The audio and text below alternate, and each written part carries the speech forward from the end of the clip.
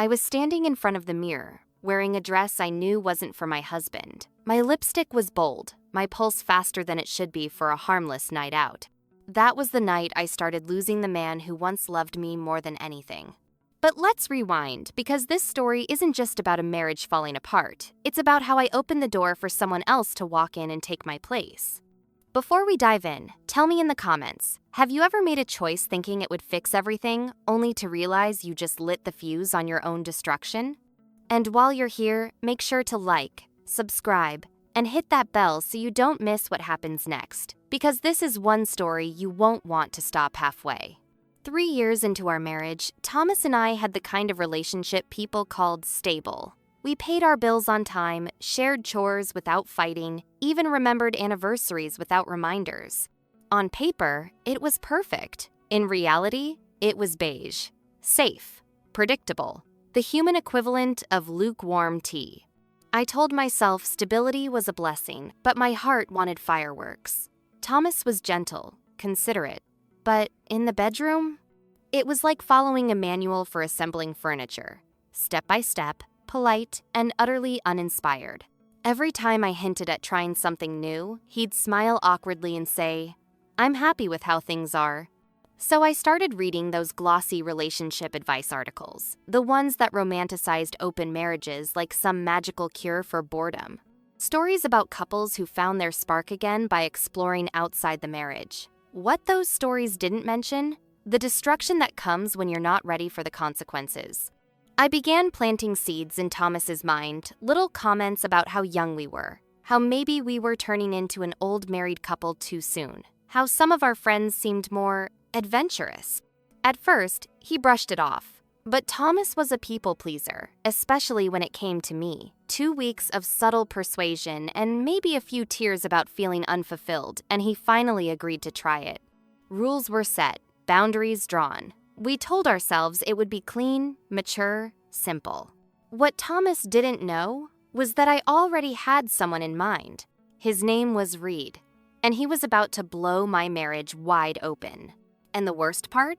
I thought I was in control. Reed didn't just walk into a room, he owned it. Tall, confident, the kind of man who didn't ask for permission. He just took what he wanted.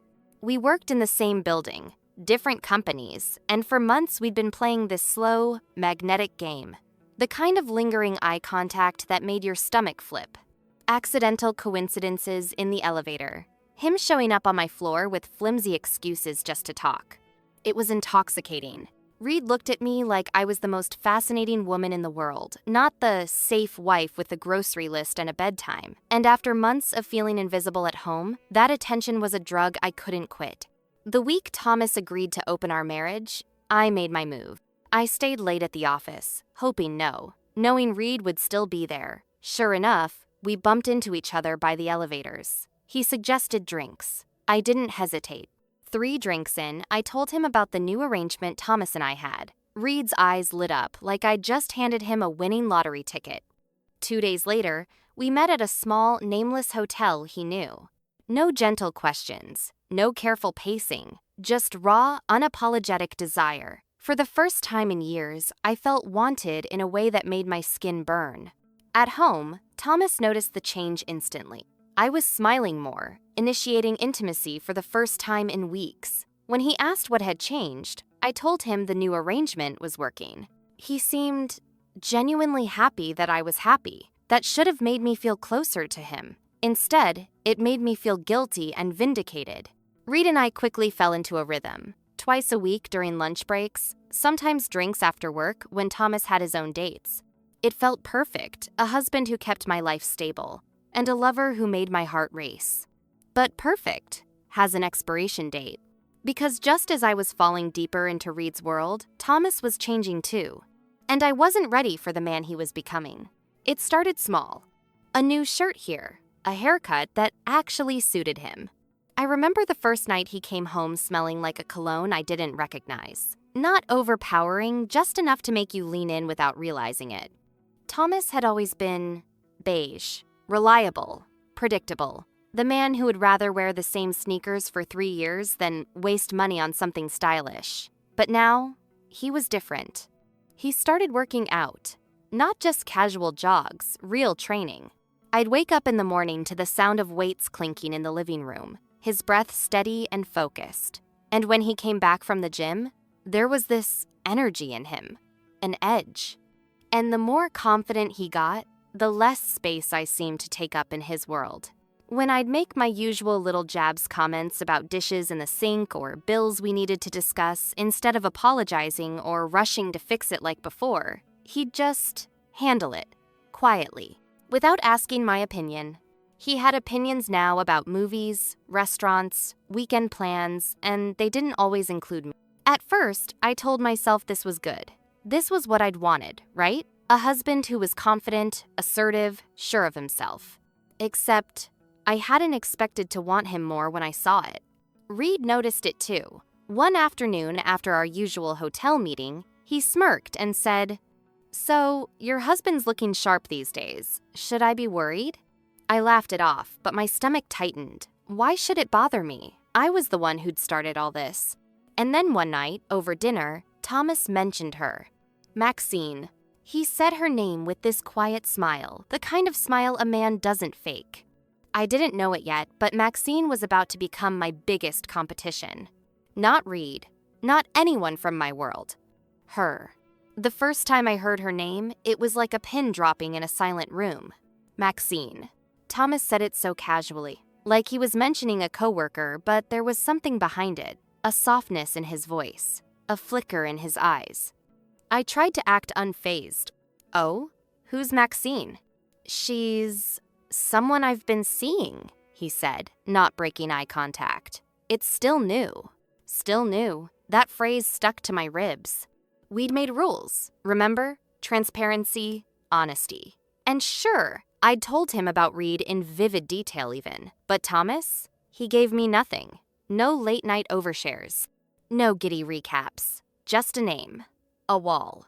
It made me itch with curiosity. And jealousy. In my head, I pictured her as some bland rebound. Maybe a divorced coworker. Someone temporary. But as the weeks went on, Thomas started glowing. Not in a way you fake to make your spouse jealous. This was deeper. The kind of happiness that shows in how a man carries himself. I tried fishing for more. "What's she like?" He just shrugged. "You'll meet her eventually. We're taking it slow." Taking it slow. Meanwhile, Reed and I were fast-tracking our own little world hotel rooms, text threads full of inside jokes, weekends that blurred into mornings. But somehow, Maxine kept creeping into my thoughts. The first real hit came one Friday night when Thomas came home late. He was humming. My husband hadn't hummed in years. I asked about his evening, and he just smiled, loosening his tie like he'd just stepped out of a movie scene. "Really good," he said simply. That's when it sank and this wasn't a fling. Maxine wasn't a placeholder. She was becoming important. And for the first time, the thrill of Reed felt dull next to the mystery of Maxine. I'd started this game thinking I held the power. Now, I wasn't sure whose turn it even was. Reed had never been the type to waste time with small talk, but that afternoon, something about his energy was different. No playful smirk, no light teasing. Just a stillness that made the air between us feel heavy. We were in the same hotel room we'd been meeting in for months, but instead of pulling me close, he sat at the edge of the bed, elbows on his knees, eyes fixed on me like he was about to change my life. "My company's opening a Dallas branch," he said finally. "They want me to lead the transition team. Big promotion, bigger paycheck, and I want you to come with me." For a second, I thought I'd misheard him. "Come with you? Reed, I'm married." He leaned forward, voice soft but cutting. "And why is that a problem? Be honest, what's keeping you here? A husband who barely touches you anymore? A marriage that's already over?" I stared at him, heart pounding. The idea was intoxicating, a fresh start in a new city. No more sneaking around, no more lies. Reed made me feel alive in a way Thomas hadn't in years. But there were chains holding me here. A shared apartment, joint finances, a life built over 3 years.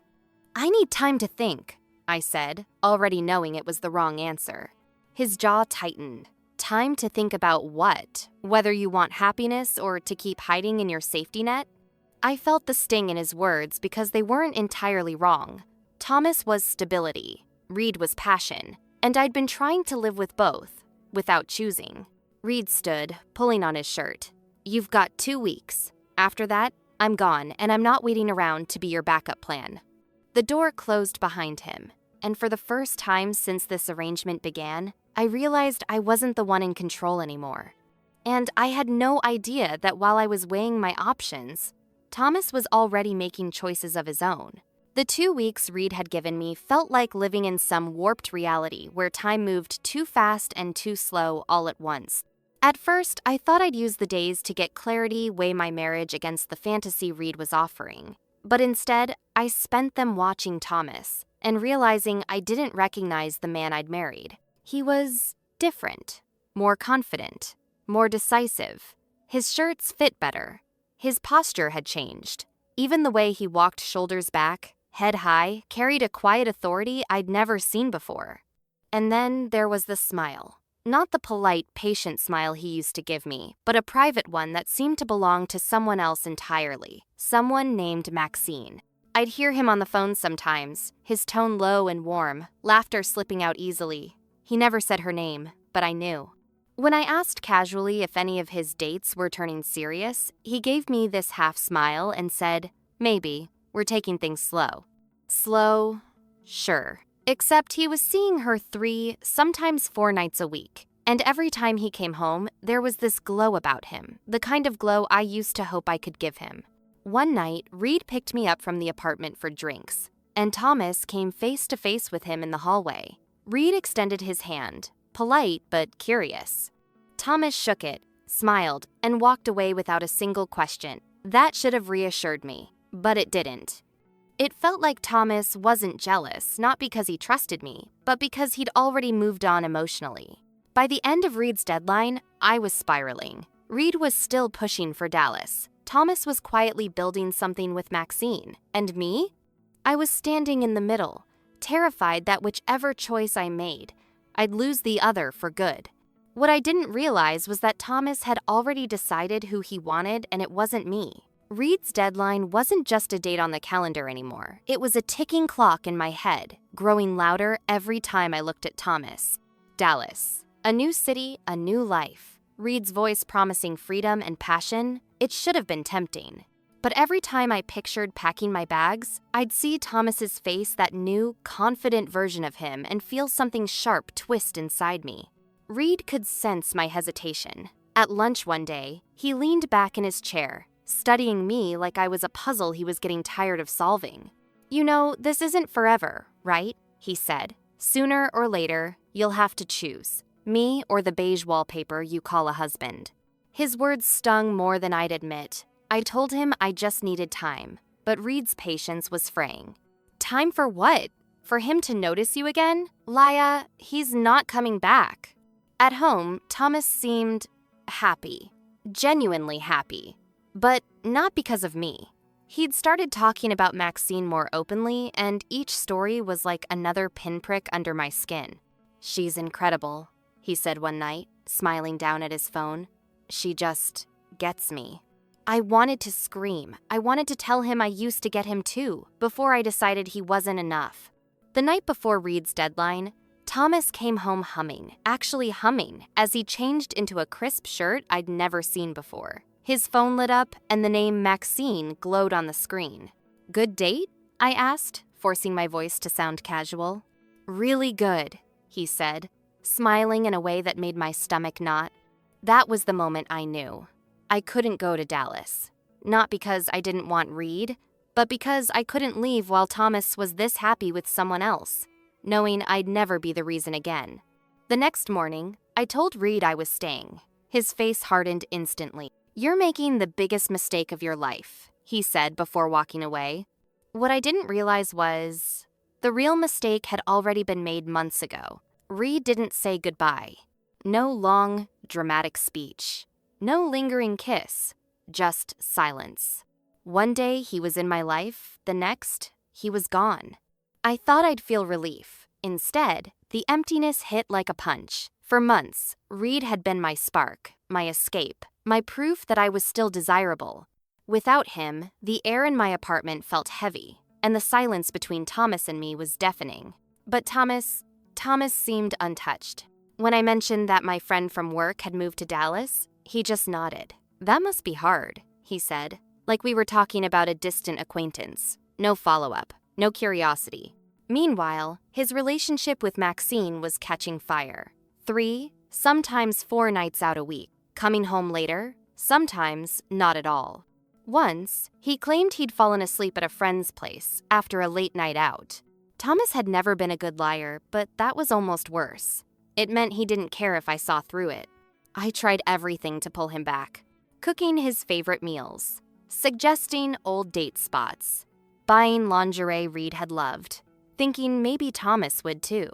He noticed. He was polite, but his eyes were somewhere else entirely. One evening, as he got ready for yet another night with Maxine, I stood in the doorway watching him adjust his shirt. "We need to talk," I said.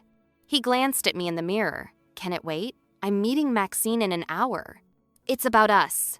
About our marriage." That made him turn. Concern flickered in his eyes, the old Thomas, for just a second. "I want to close the marriage," I said. "Go back to just being us."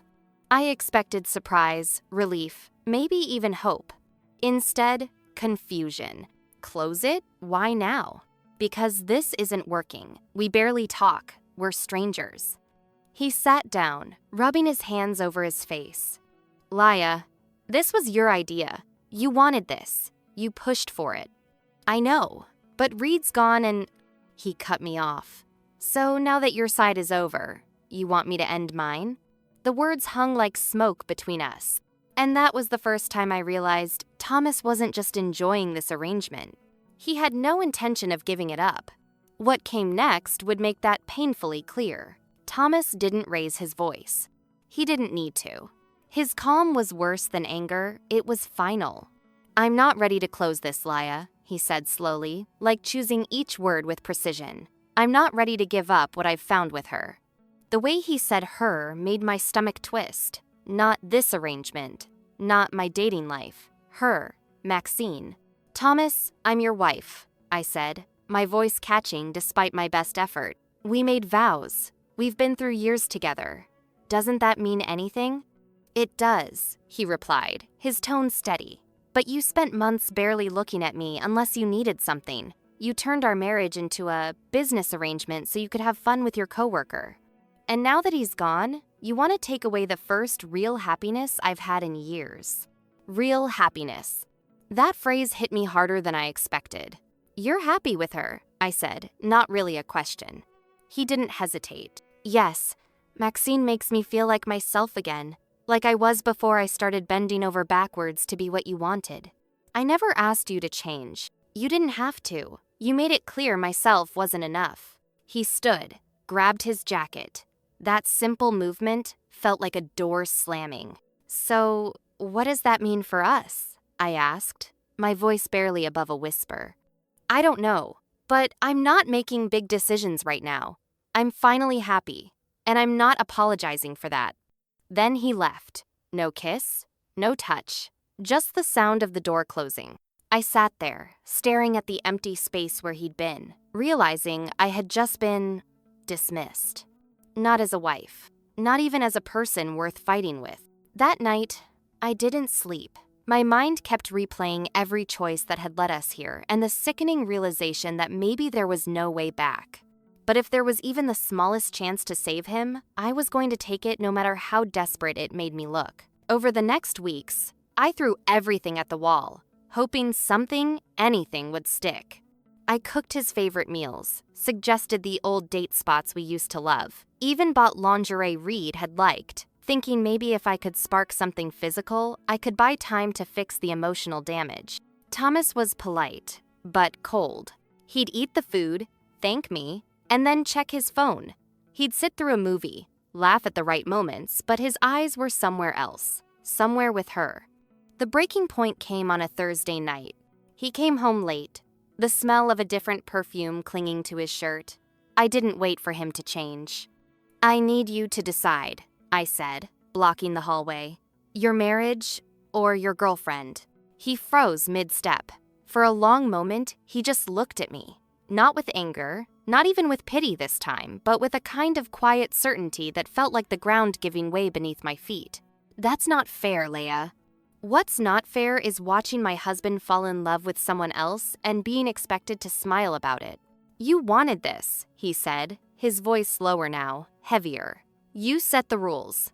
And now that it's not going your way, you want to change the whole game.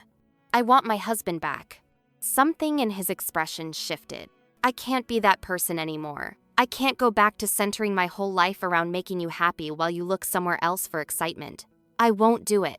He walked into the bedroom, pulled a bag from the closet, and began packing. Not in a dramatic rage, methodically. Like this was a decision made long before I'd spoken. Where are you going? I asked. Somewhere else for a while. We both need space to figure out what we actually want. 3 weeks later, I was served divorce papers at work. It was over. Thomas didn't fight me for anything. Furniture, apartment, even paid half the legal fees. That kindness made it worse, because it meant he really had moved on. 6 months later, I saw their wedding photos online. Thomas and Maxine beaming, holding hands, looking like they'd been waiting their whole lives for each other. He looked like the man I used to dream he could be. Only now, he was that man for someone else. And me? I was left with the truth I had been avoiding since the day I opened my marriage. I didn't just lose my husband. I handed him to someone who knew his worth. And that's how chasing excitement cost me the one person who truly loved me. I thought I was opening a door to freedom, but instead, I opened the exit for my marriage. Now, Thomas is living his happiest life with someone who values him, while I'm left with the echo of what I threw away. If you've ever seen someone realize too late what they had, you know the sting of this ending. So, what do you think? Was this just karma, or did I deserve a second chance? Drop your thoughts in the comments. Hit that like button if this story kept you hooked, and make sure to subscribe so you don't miss the next twist-filled tale.